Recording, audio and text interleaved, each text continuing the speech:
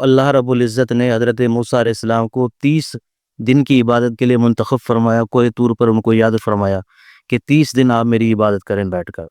تو موسیٰ علیہ السلام جو ہے کوہ طور پر تشریف لے گئے، 30 دن کا انہوں نے وہاں اعتکاف کیا اور 30 دن کے روزے رکھے۔ جب 30 دن پورے ہو گئے تو اللہ رب العزت نے پھر مزید فرمایا 10 دن مزید بیٹھو، تو گویا کہ 40 دن ہو گئے۔ اب ان 40 دنوں پر پھر اللہ تعالیٰ نے ان کو جو انعام نصیب فرمایا وہ یہ کہ ان کو تورات نازل فرمائی کہ یہ تورات آپ کے لیے تحفہ ہے، اور اللہ تعالیٰ نے ان سے ہم کلامی کی، اللہ تعالیٰ نے ان سے گفتگو فرمائی۔ تو جب اللہ کے ساتھ گفتگو ہوئی موسیٰ علیہ السلام کی، تو محبت کی وجہ سے وہ گویا کہ موسیٰ علیہ السلام کے دل کا پیمانہ بھر گیا اور چھلک گیا، اور محبت کے اندر انہوں نے اللہ تعالیٰ سے عرض کی کہ یا اللہ مجھے اپنا دیدار کرا، رب ارنی انظر الیک، کہ میں آپ کو دیکھنا چاہتا ہوں۔ اللہ نے فرمایا لن ترانی، آپ مجھے دیکھ نہیں سکتے، ولکن انظر الی الجبل فإن استقر مکانہ فسوف ترانی، تو یہ پہاڑ کو دیکھ، دور کو دیکھ، اس پر میں اپنی چھوٹی سی تجلی ڈالتا ہوں، تو اگر یہ تجلی کو برداشت کر گیا تو پھر آپ مجھے دیکھ لیں گے۔ اور جب اللہ نے تجلی ڈالی تو موسیٰ علیہ السلام بے ہوش ہو کے گر پڑے۔ اب اس لیلۃ القدر کے اندر بڑی مناسبت ہے کوہ طور کے ساتھ۔ تو موسیٰ علیہ السلام اس طرح 30 دن انہوں نے کوہ طور پر وقت گزارا، تو اس امت کو بھی اللہ نے رمضان المبارک کی شکل میں 30 دن عطا فرمایا کہ ان 30 دنوں کے اندر میری عبادت کرو اور روزے رکھو میرے لیے۔ اور آخری عشرے کو اللہ نے اعتکاف کا عشرہ بنایا، گویا کہ یہ آخری عشرہ وہ جو 30 دنوں پر 10 دن اضافہ فرمائے تھے موسیٰ علیہ السلام کے لیے، اس کا اللہ نے نعم البدل عطا فرمایا کہ آخری 10 دن کا جو تم اعتکاف بیٹھ لو گے، تمہارے یہ 30 دن بھی گویا کہ 40 دن بن جائیں گے۔ اب موسیٰ علیہ السلام وہاں طور پر انہوں نے روزے رکھے، تو اللہ نے ہمیں بھی روزے رکھوائے۔ پھر موسیٰ علیہ السلام جو اللہ تعالیٰ سے ہم کلام ہوتے تھے، تو اللہ رب العزت نے ہمارے لیے قرآن مجید کو نازل فرمایا، تو جو آدمی قرآن مجید کی تلاوت کرتا ہے تو گویا کہ وہ اللہ سے ہم کلام ہوتا ہے، تو گویا کہ اللہ نے اپنے ساتھ کلام کرنے کا بھی شرف بخشا۔ پھر اس دیدار کا جو تعلق ہے، بھئی دیدار موسیٰ علیہ السلام نے مانگا تھا کہ یا اللہ اپنا دیدار کروائیں، تو یہاں دیدار وہی معنی ہے کہ جب تم میری کلام پڑھو گے گویا کہ تم میرا دیدار ہی کر رہے ہو۔ اللہ کا کلام پڑھنا یہ واحد صفت ہے اللہ تعالیٰ کی، صفت کلام، کہ اللہ کی باقی تمام صفات کو انسان کو محسوس نہیں کر سکتا، ان کو دیکھ نہیں سکتا۔ مثال کے طور پر اللہ تعالیٰ کی صفت رزاقیت ہے،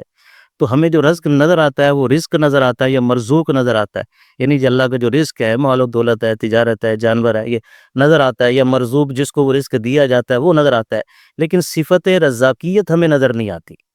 تو جتنی بھی باقی صفات اللہ تعالیٰ کی ساری اسی طرح ہیں، فقط ایک صفت کلام ایسی ہے کہ جو ہم اس کو ایک حصی پیکر کے اندر قرآن مجید کی شکل کے اندر دیکھ رہے ہیں، گویا کہ اس کو دیکھنا وہ اللہ کے کلام کو دیکھنا اور سننا ہے، اور اللہ کے ساتھ ہم کلامی ہے۔ اتنا بڑا شرف ہے قرآن مجید کو پڑھنا، اور یہ واحد صفت ہے اللہ تعالیٰ کی صفت کلام کہ جو انسان اس کا جو ہے حصی پیکر دیکھتا ہے۔ تو اب رمضان میں مثال دے رہا تھا کہ کوہ طور کے ساتھ بڑی مناسبت ہے کہ موسیٰ علیہ السلام نے 30 دن وہاں گزارے، 40 دن گزارے، اس امت کو بھی اللہ نے 30 دن رمضان کے روزے رکھوائے۔ پھر آخری عشرے کی اہمیت اتنی زیادہ ہے کہ وہ گویا کہ 40 دن بن گئے۔ پھر اللہ کے ساتھ ہم کلامی قرآن مجید کے ساتھ ہوتی ہے، گویا کہ اللہ کا دیدار بھی ہو جاتا ہے۔ پھر اس کے بعد اللہ تعالیٰ نے موسیٰ علیہ السلام کو تورات نصیب فرمائی،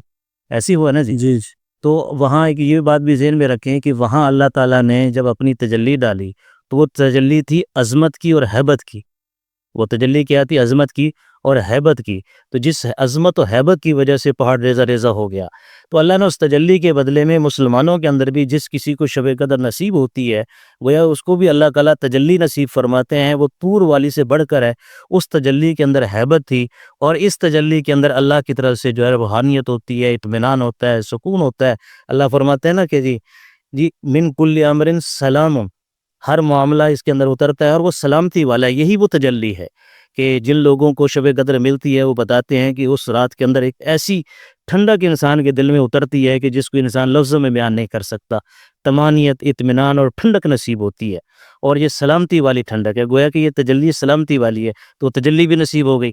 اور ہیا حتی مطلع الفجر، یہ لیلۃ الرحتی کب تک ہے؟ فجر کے طلوع ہونے تک، یعنی غروب آفتاب سے شروع ہوتی ہے، اس لیے کہ غروب آفتاب سے ہی رات شروع ہو جاتی ہے۔ اس لیے کہ اللہ تعالیٰ نے ایک جگہ فرمایا نا کہ ثم اتموا الصیام الی اللیل، پھر روزے کو رات تک پورا کرو۔ تو گویا کہ جب ہم روزے کا افطار کرتے ہیں تو اسی وقت سے رات شروع ہو جاتی ہے، تو غروب آفتاب سے لے کر طلوع صبح صادق تک یہ لیلۃ القدر رہتی ہے۔ پھر قدر کا معنی کی بھی تھوڑی وضاحت ہو جائے، مولانا ادریس قادری رحمۃ اللہ علیہ لکھتے ہیں کہ قدر کا جو لفظ ہے